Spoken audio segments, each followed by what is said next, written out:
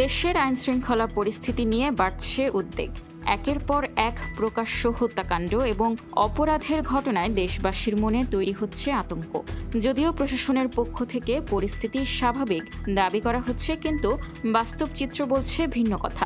সবশেষ গতকাল খুলনায় প্রকাশ্য দিবালোকে গুলি করে হত্যা করা হয়েছে বাটিয়াঘাটা উপজেলার বিএনপি নেতা রফিকুল ইসলামকে।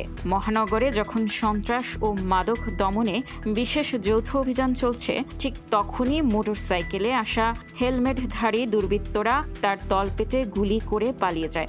অপরাধ বিশেষজ্ঞরা বলছেন, ২৪-এর গণ অভ্যুত্থানের পর রাজনৈতিক নেতাকর্মীদের টার্গেট করে হত্যাকাণ্ডের ঘটনা আশঙ্কাজনকভাবে বেড়েছে।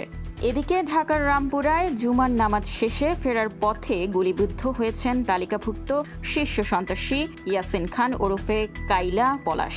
যাবজ্জীবন কারাদণ্ড ভোগ করে মাত্র ৫ দিন আগে মুক্তি পেয়েছিলেন তিনি। স্থানীয়দের দাবি, ডিশ ব্যবসা, মাদক ও চাঁদাবাজির নিয়ন্ত্রণ ফিরে পাওয়ার কোন্দলেই এই হত্যাকাণ্ড।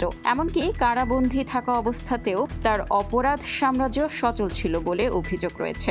সম্প্রতি টিআইবির এক প্রতিবেদনে বলা হয়েছে, সরকারের প্রথম ১০০ দিনে দেশে ৬০৬টি হত্যাকাণ্ড ঘটেছে। পুলিশ অবশ্য বলছে, অপরাধীদের গ্রেপ্তারে তারা ২৪ ঘন্টা কাজ করছে। তবে সাধারণ মানুষের প্রশ্ন, জনগণের জানমালের নিরাপত্তা নিশ্চিত হবে কবে? নিউজ ডেস্ক, খোলা কাগজ, ঢাকা।